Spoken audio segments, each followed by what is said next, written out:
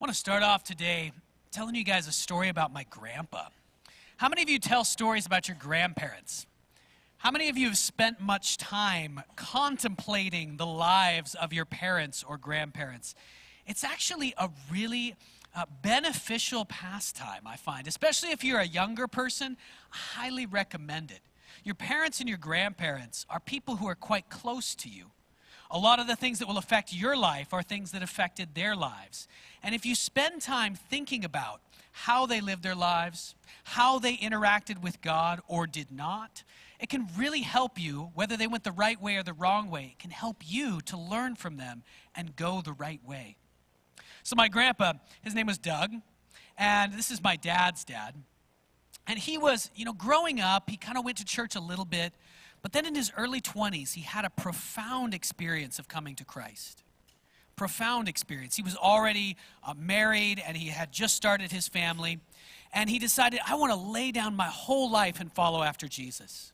He wanted nothing more than that in his early years as a Christian. But then guess what happened to him? Life happened to him. He ended up having 4 children, and as he went through his life, he was a real estate agent in Southern California, and life got really, really busy. There were all kinds of demands on his time from his family, from work. And so what happened is, and he would have said this himself, my grandpa is no longer on earth with us. He died in 2009. But he would have said that in his 30s and his 40s, he still went to church. He was an elder in his church. He did a lot of good things for God, but he really put his career and some other things in his life ahead of his relationship with God. And the result of that over time was really quite tragic. Most of his family, most of his children turned away from God for a long time, and all kinds of bad things came into the family. And he would have said it was largely because, of course, each person makes their own choice, but largely because he had not put God first in his life. His marriage was on the rocks for a long time. Didn't actually fail, but it was a difficult marriage for a long time. Then once most of his kids had left, or maybe it was even after all of his children had left home, and all this bad stuff had happened, oh yeah, he went bankrupt too. There was that. All kinds of hard things came into his life. It finally woke him up. And this is why God allows hard things into our lives, isn't it? He doesn't hate us. He loves us more than we can possibly imagine. And the hard things that come into our lives are designed for a purpose, to draw us closer to God and to bring us back to Him. They really are. And so that's the effect that these things had on my grandfather. And he turned back to God. Now, he still was very busy. He still had lots of things to do. But he decided, you know what? I just need some simple way to make sure that God is first in my life. And here's what he came up with. He said, when I get up, I'm going to get up in the morning. I got to go to my job. I got all these demands on me. But I'm just going to make sure that the very first thing I do at work is to seek God. And so he grabbed another friend of his, a little bit younger guy who was also in the real estate business, and he said, every morning we're going to meet and we're going to spend just at least 15 minutes. Sometimes they would spend longer, but every workday they would spend 15 minutes in prayer together as the first thing of their day. Not going directly into whatever the first meeting is. They would put off the meeting if it needed to be. They would put off whatever the urgent work was. And they would just spend 15 minutes at least in prayer together. And they prayed every day for what my grandfather prayed for was all the people in his family who had turned away from God. I was one of the people that my grandfather prayed for. I was not being raised in church. They did this every day, every work day at least, for 15 years. And at the end of those 15 years, I became a believer, a follower of Jesus, by myself in my room under the conviction of the Holy Spirit.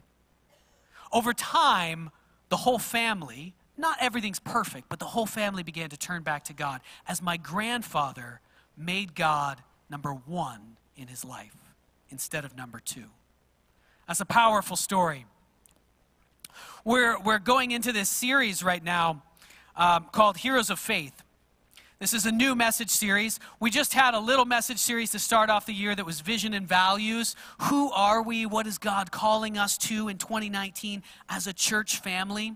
And now we're going to go into a little bit longer one. We're going to spend 12 weeks as we move, then we'll go into a series leading up to Easter after that. We're going to spend 12 weeks looking at different heroes of faith in the Bible, and especially in Hebrews chapter 11. And the one we're going to look at today, the very first one, is Abel.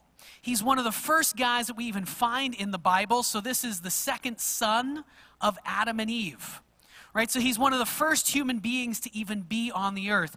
And what we're going to find in Abel's life is that he put God first. He put God first. And the writer of Hebrews describes this as faith. This is what faith looked like in Abel's life. We're going to see the results of that, and then we're going to look at what that means for us. But I want to say also that just by being here today, I'm so glad you're here today. Thank you for coming to church on Sunday morning. Thank you to you guys who came out to class earlier, the first hour before we have church. Give yourselves a round of applause. Come on, I can't actually clap right now. I got a little minor injury. That's a really weak round of applause, but good job. Good job being here. I just want to constantly remind you and encourage you. You have done a really good thing by coming to church. A good thing for yourself, and because of what it will do in your life and the way that it will encourage other people, it's a good thing for all the people around you and for the world. The fact that you're here. The fact that you came to class, or the fact that you've at least gotten up early enough to come to church on Sunday morning, it is in fact a way of putting God first. Why do we have church on Sunday morning? Well, there's a lot of reasons. One of the reasons, maybe not the most important, but one important reason is it's the first thing we do in our week. Sunday is the first day of the week. And we, as followers of Jesus, or if you're not that yet, you're here, you're just interested, you are taking time, the very first part of your week, and you're saying, I'm going to dedicate this time. The first thing I'm going to do in my week is seek God. I'm going to go be with his people, hear from the Bible, hear from God's word, pray, and try to ask God to come into my life and become better, follow him better. That's the first thing I'm going to do with my week. And that is powerful. That's very important. So we're going to jump into Hebrews. And as we move on here, I'm going to start encouraging you for the next little while to start bringing a paper Bible to church. Does that sound like heresy to some of you? A paper Bible. How many of you brought a paper Bible to church today? Yeah, like, oh, there's more than I thought. There's 6 or 7. That's powerful. It's not wrong to read your Bible on your phone or to read it on the screen, and we'll continue to have it on the screen because we don't actually have a bunch of Bibles here available for you. But there's something powerful and tangible about just holding a Bible in your hands. That's been striking me lately. So I'm just going to encourage you to bring one and actually open it up as we go through Hebrews and some of the different stories from the Old Testament that we'll be looking at. So we're going to be in Hebrews chapter 11, and today we're going to have a little bit of an introduction to this text, this chapter in the Bible. I'm going to tell you what Hebrews kind of is about, what the context of this is, who wrote it, why, so you know what's going on here. And we'll be coming back to it again and again. Because Hebrews chapter 11 is kind of a hall of faith in the Bible. It's a bunch of heroes of faith, as Pastor Jason told us earlier. A bunch of people who did amazing things through their trust in God, and even died not having seen everything that they hoped for, but died in the hope that they would see it beyond this life in the next life. They died trusting God in that. And we're going to look at these guys one at a time as a way to inspire our faith, because we need heroes. We need role models in our society today. We need people we can look to and say, that's the way to do it. Now, ultimately, Jesus is our number one role model. But we also need other examples, people in the Bible and even people closer to us in our own lives or in history, who we can look to and see other ways that that's been lived out. People who are a little bit closer to us, and we can get different views of how they followed God and how they expressed their faith. So let's start off talking about this Hebrews chapter 11. What's going on here? What is this? This is a letter in the Bible, in the New Testament, and we have no idea really who wrote it. We know that it was someone in the very early days, someone who had probably an apostle, or maybe someone who was very close to the apostles. Those are the first and closest followers of Jesus who were sent out. There's some different guesses about who wrote this letter, but really, no one knows. And who was it written to? That also we don't exactly know. We know some things about who it was written to. We know it was written to some Hebrew people. That's why it's called Hebrews. We know that they lived in Italy or possibly in Rome itself. And we know that they were having a really hard time. But we don't know exactly who they were or what church they were. But here's the kind of hard time that they were having. These were people who had been Jewish people. They'd grown up Jewish. And they had come to believe, they'd come to find out that Jesus was actually the Messiah. This Jesus who had shown up on the scene in Galilee in around the turn of the millennium there, the first century. This Jesus, they'd come to believe because of what he had done and because he died and he came back to life from the dead. They'd come to believe that he was the one that God had promised, actually the Son of God, actually God himself. And they'd come to believe what we call the good news. That is that if you put your hope in Jesus, put your faith in him, your sins, all the things that you've done wrong can actually be forgiven. And you can enter into a relationship with God where you actually get to have God active in your life. You know him like a friend. And you can live a whole new kind of life. And then after this life, you can have great hope that there is a new world coming and you'll get to live in it with God forever. And so these people, these Jewish people, had come to believe in this. They had become Christians. I don't know if they knew that word. I don't think that word was used very much in the early days. But they had become followers of Jesus. They'd given their lives to him. But then as the years went on, things started to get really hard for them. And we don't know exactly why, but very likely the people in their city had begun to be against them, right? Had begun to, put them down or even do things against them because they were following after Jesus. It's mentioned in the letter that possibly even their things, their property, the things that they owned, were being taken from them by force because they followed after Jesus. So they were being persecuted. And under this intense persecution, you can imagine that imagine someone is coming to your home and taking all your stuff, legally even, because you're a follower of Jesus. That would be some very high pressure to maybe give up following Jesus.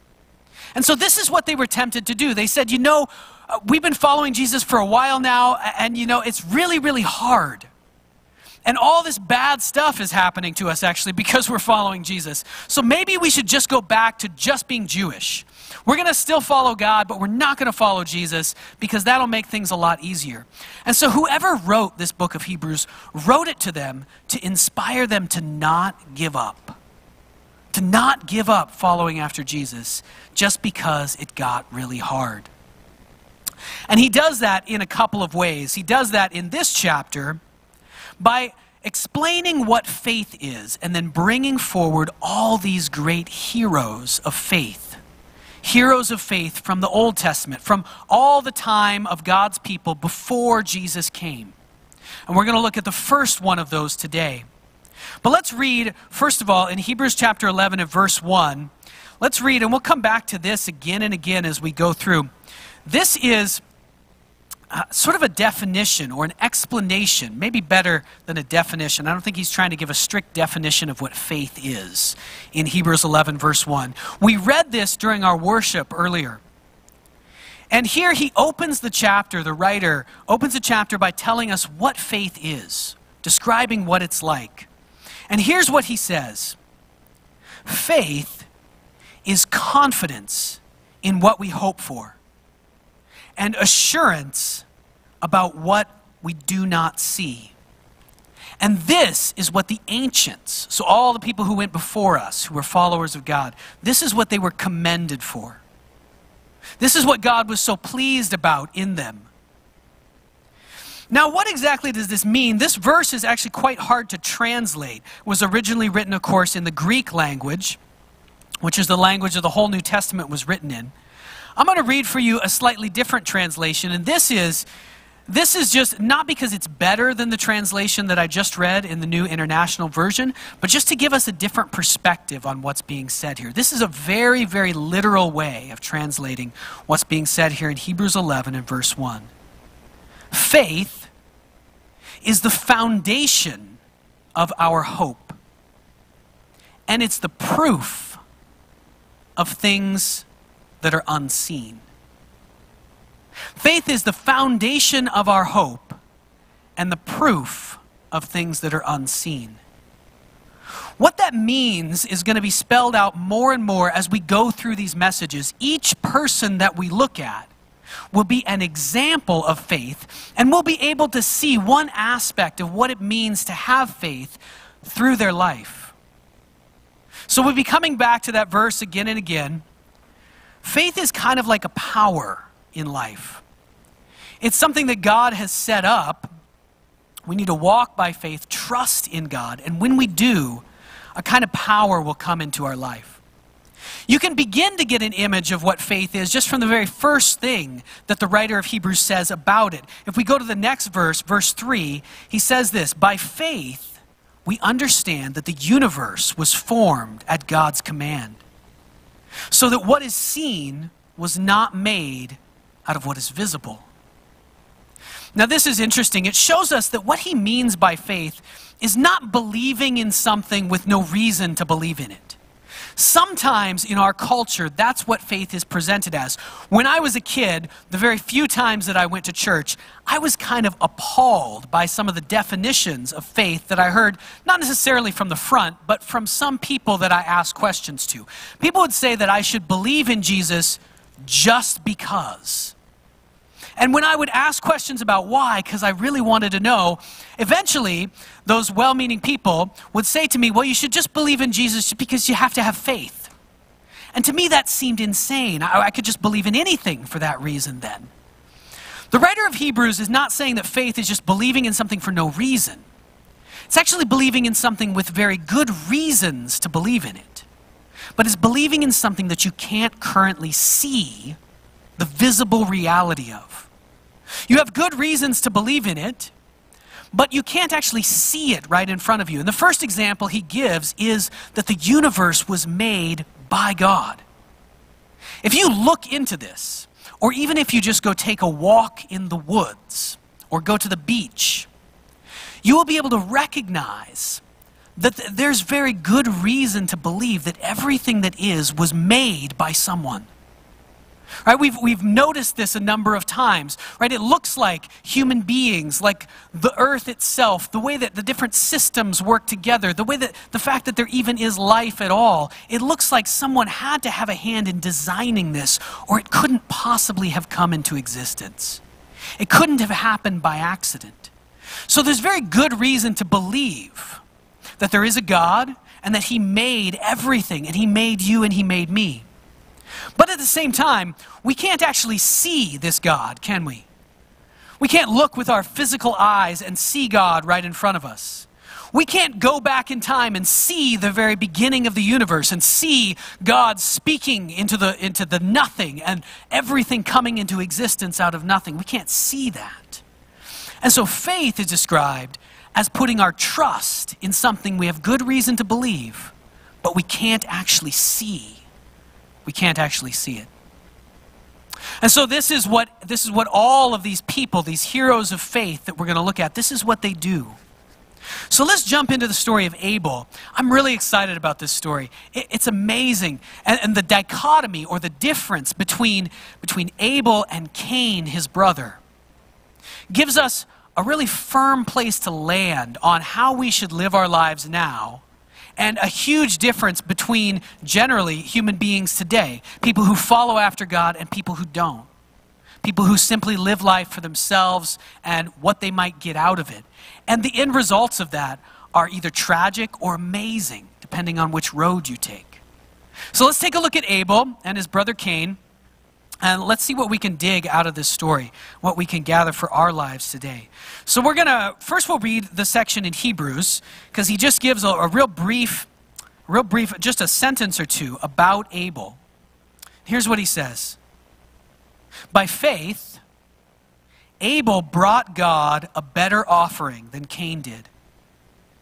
By faith, he was commended as righteous when God spoke well of his offerings.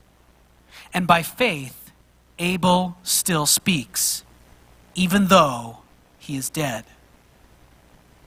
3 pieces. So Abel brought God a better offering than his brother. And how did he do it? By faith. He was commended for that. So God was pleased with him and said, "You're doing a really great job, Abel," because of the faith that he had as he brought this offering. And then even though he is dead, if you know the story, you're jumping ahead. Even though he's dead, he still speaks to us today. And that's what's going to happen this morning if you're listening as God speaks by his Spirit. Abel will speak to you today. His life will speak to us because of his faith. All right, now let's jump back. We're going to turn back all the way to the beginning of the Bible. So if you got your paper Bible, just pull it out with me. We're going to turn back to Genesis chapter 4. And this is where you find the story of Cain and Abel. We're going to read a little bit from there. All right, so here's how it goes.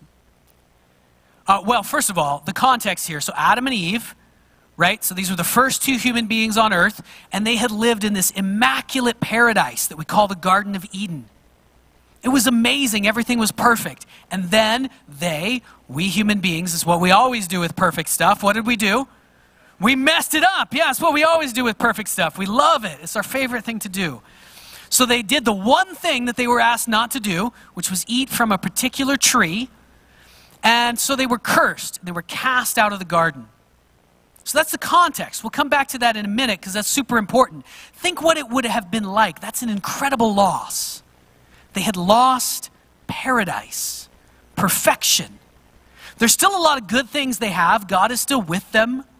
They're still given a way to have food and to survive, but they've lost paradise and there's nothing they can do to get it back. Although God has said he's going to make a way. There's going to be some way that they'll eventually be saved. He's given some indications of that already. All right, here's Genesis chapter 4, starting at verse 1. Adam made love to his wife Eve, and she became pregnant and gave birth to Cain. Think how amazing that must have been. This is the first time someone's ever born. Must have been amazing to them. Must have been like a whole new world. And she said, "With the help of the Lord, I have brought forth a man." And this is what the word Cain means. It means brought forth. Later, she gave birth to his brother Abel. Now, Abel kept flocks. Okay, so that means Abel was a shepherd. We don't know exactly of what. Maybe sheep or goats, something like that. So Abel kept flocks and Cain worked the soil. In the course of time, Cain brought some of the fruits of the soil, so some of the vegetables and fruit, literally, that were being grown, as an offering to the Lord. And Abel also brought an offering, fat portions from some of the firstborn of his flock. The Lord looked with favor on Abel and his offering, but on Cain and his offering he did not look with favor. So Cain was very angry, and his face was downcast. So he's really mad and he's depressed. Then the Lord said to Cain, now we don't know exactly in what way God was directly interacting with them in those days. We don't know what that looked like exactly. Was this a voice from the sky? I don't know. Was this in his dreams? I don't know. Was this just a sort of a small voice into his mind and his spirit? I don't know. But in some way God spoke directly to Cain. He said, "Why are you angry? Why is your face so sad, so downcast? If you do what is right, won't you be accepted also? But if you do not do what is right, sin is crouching at your door." It's one of the most powerful lines in Genesis 4. Sin is crouching at your door. It's like a lion. It's like a predator, and it's right outside your house, ready to pounce. And it desires to have you. but you must rule over it, Cain. You can hear in the early chapters of Genesis, you can constantly hear God's pleading voice. He loves the human beings he's created so much, and he is desperate for them to go the right way. Please, please.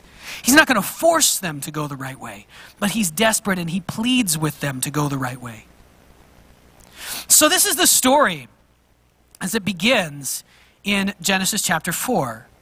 So Cain and Abel are the very first brothers. I often use this story because they fought. In just a minute, Cain's going to kill Abel. That's what's going to happen next, right? I often use this story with my boys because they're constantly fighting. And I say, you guys are constantly fighting. This is natural. This is how it's been ever since the beginning, ever since we turned away from God. Brothers have been fighting with each other, but you got to control it because otherwise it's going to lead to a really bad place. When Cain and Abel didn't control their fighting, no doubt they fought a lot as kids, right? Not only was this first, for Adam and Eve, this is the first 2 children that were ever born in the world. Must have been astonishing, a miracle. They must have loved it. And then it was the first time that the first children ever disobeyed their parents. And it was the first time they ever fought with each other. What must that have been like for Adam and Eve? Oh my goodness, it must have been the depths of despair, right? They had no resources, no example for how to deal with this. They didn't know how to deal with it. Terrible situation. And so as these kids grew up, it turned into something very bad. But let's look at why Cain was so mad and Abel is commended by God and is recognized in Hebrews as a hero of faith. It might not be apparent to us on a first reading because we don't necessarily understand the culture, the context exactly. We might not catch the nuances of these verses. Sometimes when we read through it, it just seems like God liked Abel's sacrifice or offering better than Cain's for no apparent reason. But there is a very good reason. Some people have thought sometimes that it's because they brought different things, but that's actually not the case. Now, they did have different jobs. So you see the first division of labor here. Cain was someone who was a farmer, basically. He was a worker of the soil. And now that was not something that was a lesser job. In fact, he's given that job because he's the firstborn. And what did his dad do, Adam? What was Adam's job in the Garden of Eden? It was to take care of the garden, wasn't it? Now, he was also to take care of the animals, but his first priority was to take care of the garden, to keep it. So he was a farmer. So this is passed on to his oldest son. So he has actually probably the more honorable job as it's seen then, even though later on it would probably be seen as more honorable to be a shepherd than to be a tiller of the soil.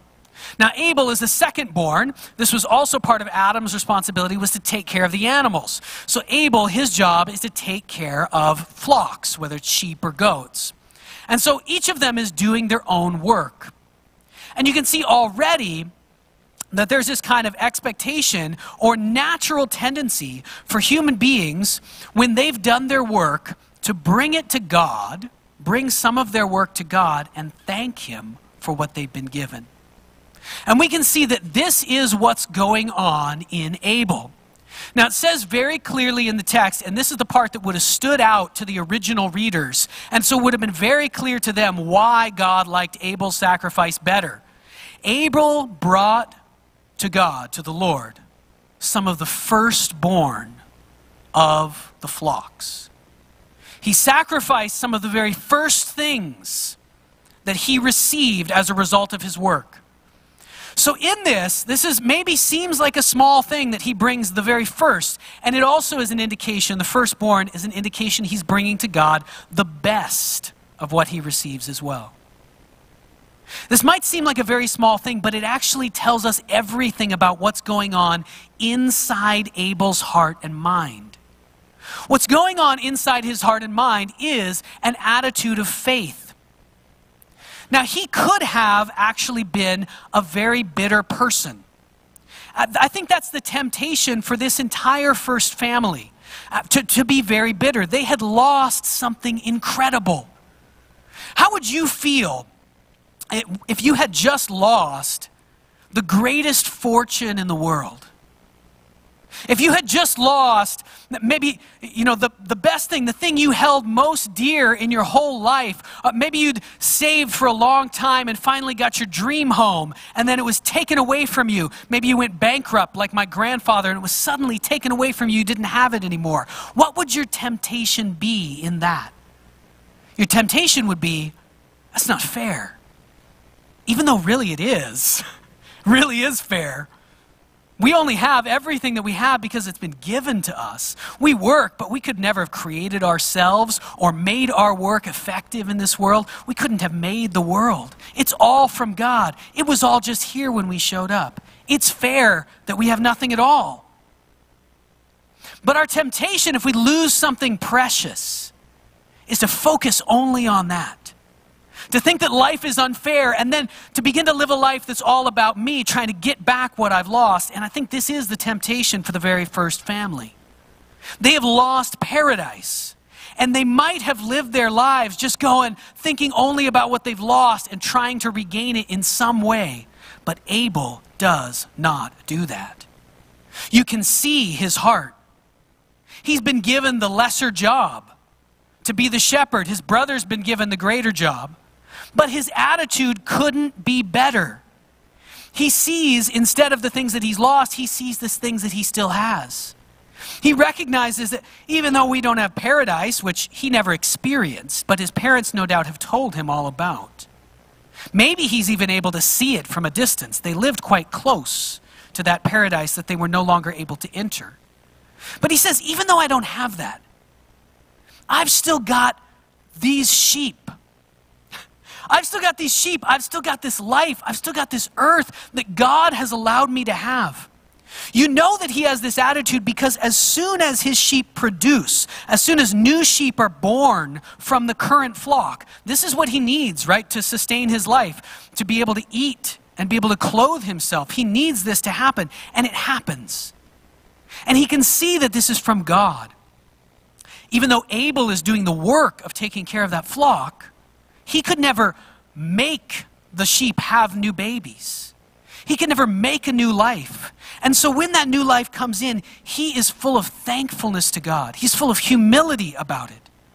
He's thanking God and he says, this is given to me. This is an incredible gift from my Lord. And I need to thank him with the very first and best of what's been given to me. So he brings an offering to God. Now, Cain, on the other hand, is exactly the opposite. Cain, we can see, is living in this, I wish I had what I've lost. Life is not fair. Poor me. He's living, he's not thinking about God. He's not thinking about other people. He's not thinking about what he has. He's thinking about what he doesn't have. And we can see that because he does not bring God the very first. His worship is more like an act of what we talked about last week, legalism. His act of worship, he just brings God some of what's been given to him, some of what the soil produces at some point. He doesn't bring it first and he doesn't bring the best. And we see that it's because his attitude was, I know I need to worship God, and so I guess I'll do it. Okay. I see that that's what my parents want me to do. That's what Abel is doing. I know that that's what God wants me to do. So I guess because I have to, I'm going to do it. That's not true worship, and it's not faith. It's an attitude that's completely about himself. And it's an attitude that eventually God is pleading with him and trying to show him it's an attitude that's going to destroy his life. It's going to destroy his soul. It's going to destroy the world.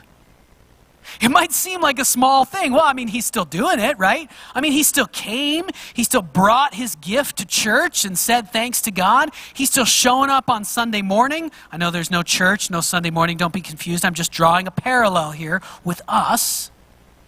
He's still showing up, but his heart is not really in it. And because of that, God is terrified for him. He's terrified for him and what the results will be in future generations as the world continues. And so he pleads with him, please, please, Cain, please turn back. You got to shift your heart in a deep way or everything's going to be destroyed. Sin is trying to destroy you, but you must master it. But Cain doesn't care. Cain's angry. And I want to say here that Cain chooses. This is important. Cain chooses because of the future generations, yes. Cain chooses to keep his heart on his anger. Have you ever had that moment when you were really angry and you knew that you should forgive someone? You knew that you should let go of whatever you're holding on to, but you didn't want to? I have that moment.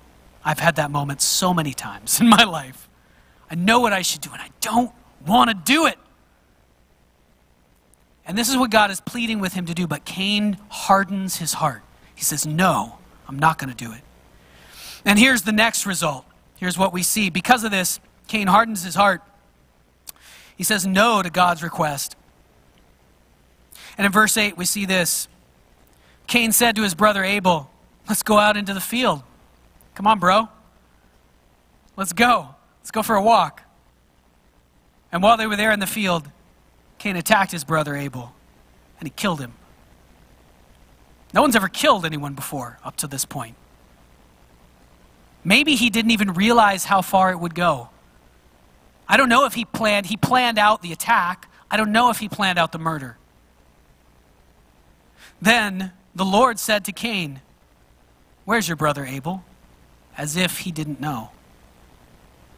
I don't know, he replied. I don't know where he is. Am I my brother's keeper? You can see his attitude. He's like a punk teenager, isn't he? The teenagers in here are not punks, so don't be like that. Am I my brother's keeper? The Lord said, what have you done? Listen, your brother's blood cries out to me from the ground. Now you're under a curse. They're already under a curse. Now there's an additional curse. You're under a curse and driven from the ground, which opened its mouth to receive your brother's blood from your hand. When you work the ground, Cain, which is his whole job, remember, this is how he's going to survive. When you work the ground, it will no longer yield its crops for you. You will be a restless wanderer on the earth. Cain said to the Lord, my punishment is more than I can bear. Today you're driving me from the land, and I'll be hidden from your presence. I'll be a restless wanderer on the earth, and whoever finds me will kill me. It's not fair, Dad. It's not fair. You're evil. You hate me. Why do you hate me so much? This is what Cain's saying to his father in heaven. It's all your fault. It's not because of what I did. Why are you so mean? And God says, Dad says, no, Cain, actually I love you more than you can possibly imagine, and this is the only way. This is the only way you can possibly be helped. The Lord says, it's not so. Anyone who kills Cain will suffer vengeance 7 times over. The Lord put a mark on Cain so that no one who found him would kill him. Now you see here, God is, even after this, God is angry with what Cain has done. God still loves Cain. And he wants Cain to turn back, even though he knows at this point that Cain will not turn back. Things are only going to go from bad to worse, but God is still giving grace. He's still giving ways for Cain to be protected, to be provided for. What happens is the very next section in Genesis shows us the descendants of Cain. And his family, as they grow, only go from bad to worse to worse.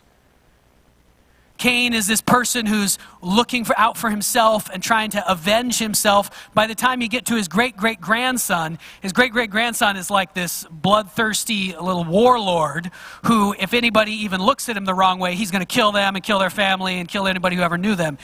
They become really awful, evil people. And this is the context that eventually sets up the flood, right? God sees that the world has become so evil. And so you see this crazy dichotomy between Cain and Abel. Now, what can we draw out of this? Our first point there, if you're following along in your bulletin, actually our second point, our first point was from Hebrews 11:1. Our second point is this: that faith is giving to God the first and the best of what he has given me. And this is what Abel did. So 2 things I think we can walk away with from this story of Abel and his life. And the first is first fruits. It's this idea, Pastor Philip talked to us about it last week. It's this idea of the very first and best I give to God. I give it back to him as a way of saying thank you to him, as a way of recognizing that really everything I have is a gift that's been given to me by God. It's a way of setting my heart and my mind in the right place before God. It's a way of worship. It's a way of life. It's a way of faith. You see, Abel didn't do anything that was super extraordinary here. He's listed in the Bible as one of the great heroes of faith of all time. Now, granted, part of it is because he was one of the first people who ever lived, so there weren't too many competitors in his day, right? There's only a few people. But he's also, over all time, he's one of the great heroes of faith. But he didn't do something super astonishing or larger than life. He did something very ordinary and everyday. Just like my grandfather did. He didn't do something that the whole world heard about because it was so amazing. He did something that was very simple. He just took the first part of each day, each work day, and he set it aside for God. In fact, almost no one in his life even knew that he was doing that. And in the same way, Abel, we see here, he just took the very first of what he'd been given by God. And out of a heart of thankfulness, he said, you know what? I'm going to give this back to God because it's all from him. And you see what kind of a life that produced in him. It produced a life that overcomes sin by God's power. It produced a life that's free. Free from all this bitterness about what I don't have, and free to actually live in God's freedom and his world. And this is how we need to live today. Micah 6:8 is sort of a summary verse in some ways of the life of following God that's expressed in the whole Old Testament. Micah 6:8, if we can grab it on the screen there. And it says this, what has God required of you, O mortal? God has shown you what is good. What does the Lord require of you? And here we're going to sum it up: to act justly, to love mercy, and to walk humbly with your God. This is what he's asking of us in this life. Not to try to achieve some amazing, astonishing thing that makes us look better than everyone else. That's the way of Cain. But it's simply to do the ordinary things of our life, whatever God has brought into our life to do, to accept it and to do it for him with a heart full of love, obedience, thankfulness. This is the idea of first fruits. It is partly about giving money. That's something that we do in here every week. But it's because this is a practice that helps us become the people that we need to be. That's why we do it. We also do it because it helps the world, certainly. The church needs money to function. We need money to run events, and we need money to help people who are in desperate need all around us. But that's not the primary reason that we give on Sunday mornings.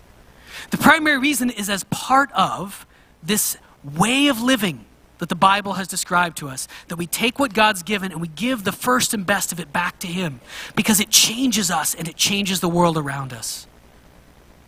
It's the same thing with our time. This is why we talk so often about volunteering here. And we talked about laying down our lives so that others can find theirs. That's really hard, but it's about taking some of the best of our life that we could use for vacation or hobbies or other great things, and we set it aside. We lay it down as an offering to God. That doesn't mean we're going to hate it. Volunteering at church or other places, helping other people, is really, really fun also. We're not going to hate it all the time, but it is a sacrifice. It's an act of laying this before God so that we can become the kind of people, the people of faith. Now, the second point that I want us to take away from this, we need to deal at least a little bit with this fact. Abel followed after God. He did the right thing. God said, "You're doing awesome, Abel." And then he was murdered. We need to deal with that fact. That's actually why it's being given to the Hebrews who are suffering. They're having a really hard time as Christians. They're following Jesus and they're saying, look, we're following Jesus, and all of a sudden life is extremely difficult. We thought we were going to follow him and everything was going to be great. There's some things that have gotten better, but life overall now is really, really hard. We didn't have this persecution in our lives beforehand. And what do we think about this fact that God allowed Cain to murder his brother Abel, even though Abel was doing all the right things? Isn't that awful for Abel? Man, isn't that just terrible? Doesn't his life suck? And the answer is no. Abel has a fantastic hope. And his life is amazing and joyful. And here's the point that I want you to take away. You can write this one down in your bulletin. Faith, a life of faith, faith is better even if you die. Faith is better than the alternative, far better, so much more, so much greater than the alternative, even if it kills you. And as we go through, we're going to see that almost every one of these examples, the vast majority of the examples in Hebrews chapter 11 of people who are great people of faith were killed for their faith. And yet they're being lifted up for these Christians who are struggling as people that they should follow after. You're having a really hard time in life. Follow these guys who died for Jesus, who died for following after God. But as we go through these, we're going to see that each of these people, even though they died, they still live. Faith is better even if you die for a couple of reasons. Number one, Abel didn't really die. Do you see it? Cain died. Abel entered into life. You see, it's because of the way that Cain tried to protect his own life, live for himself. He lost his relationship with God, and that is the source of real life. God is life. If you're cut off from God, you're dead. If you're with God, even if you die, you're alive. So it doesn't matter if Abel dies, because he's united with life itself. Abel will rise again, even in his body. That will happen. It's been promised by Scripture, and by the Bible, by Jesus. And as we know, he's fulfilled all his promises so far. He'll fulfill this one too. Abel will come back to life even in his body. But even now, he's not really dead. Number two, his reward is great.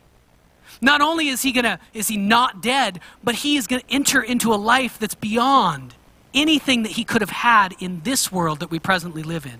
And that's what we're going to see. All of these followers of Jesus who died, this is what they were living for. A hope that goes beyond this life. Let me just read for you a little bit more from Hebrews chapter 11. This is verses 13 to 16.